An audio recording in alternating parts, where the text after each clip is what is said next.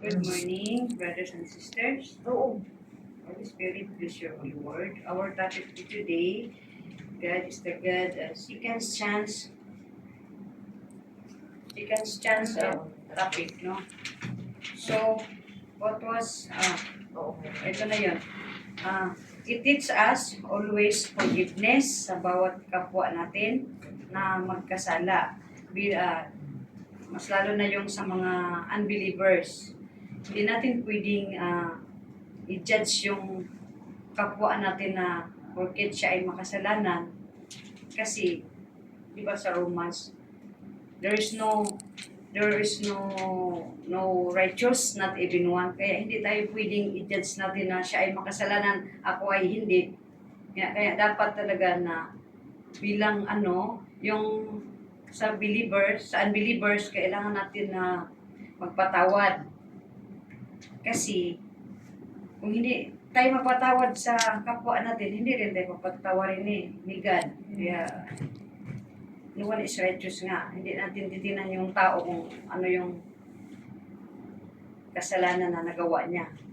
So, kailangan natin siyang yung advice na ganito, pwedeng, kumbaga, natin, ituwid siya na hindi na dapat gagawin niya kung halimbawa ay ang tao ay nagkasala. So, hindi natin dapat i-judge. So, number 2, what is the main lesson we've learned from it? Bilang yung believers, so we must forgiveness sa we must forgiveness sa lahat ng yung kung ano yung mga nagawa natin na yung halimbawa nasa ka ba yung nasa problema ka, yung ikaw ay yung parang yung nagkasala ka ng yung hindi mo sinasadya na ganon, tapos kailangan mo kailangan mo bilang believers na yung forgiveness, yung i-comfort mo yung tao na huwag mo siyang i-condemn na siya ay makasalanan. Kasi nga hindi tayo pwedeng mag-judge sa kapwa natin para tayo ay di rin tayo i-judge ng Panginoon. Kaya kung pwede lang, wag natin, kung hindi natin dapat gawin sa kapwa natin kung ayaw nating mangyayari din sa atin na yung i-judge tayo ba kung halimbawa may yung may ginagawa kang kasalanan. Oo.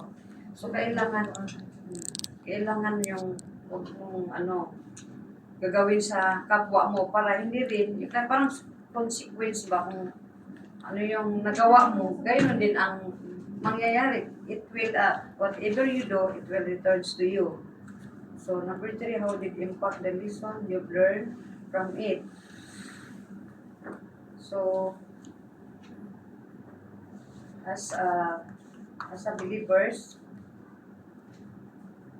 tayo dapat yung yung modelo, tsaka kung ano mang problema natin na yung pinagdaanan, kung anong sitwasyon. So, halimbawa, nasa darkness ka, yung nasa ka talaga, yung times na nasa trouble ka, no?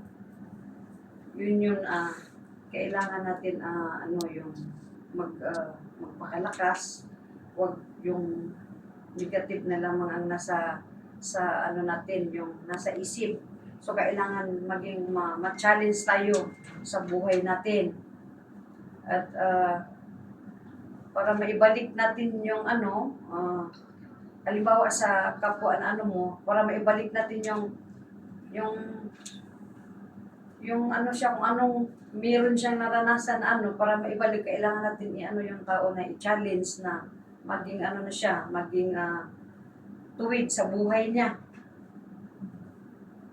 Then, yun nga ang sabi nga yung kailangan natin ipakita natin, parang tayo ang modelo bitaw, kailangan natin ipakita sa kapwa natin na tayo ay good model.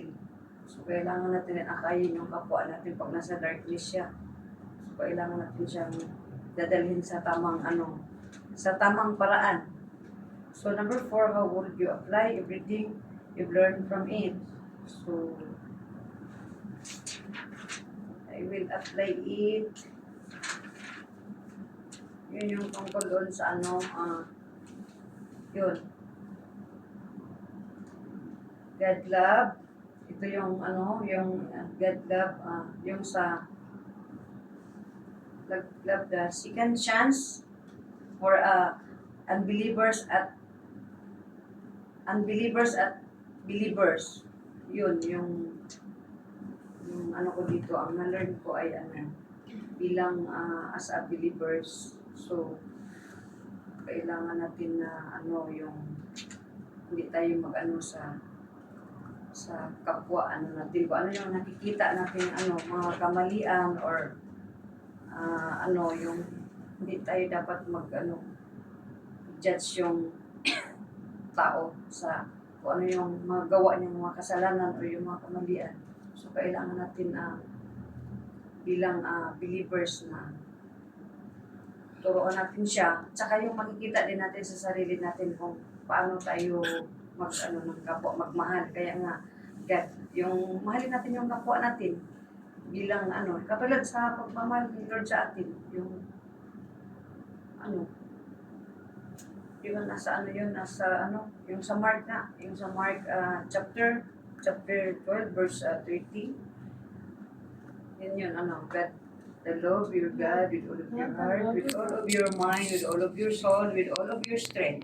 Kaya Amen. nga, yun ang pinakadabis talaga. Lagi nating ilagay sa puso at isipan natin na mahalin natin ang kapwa natin.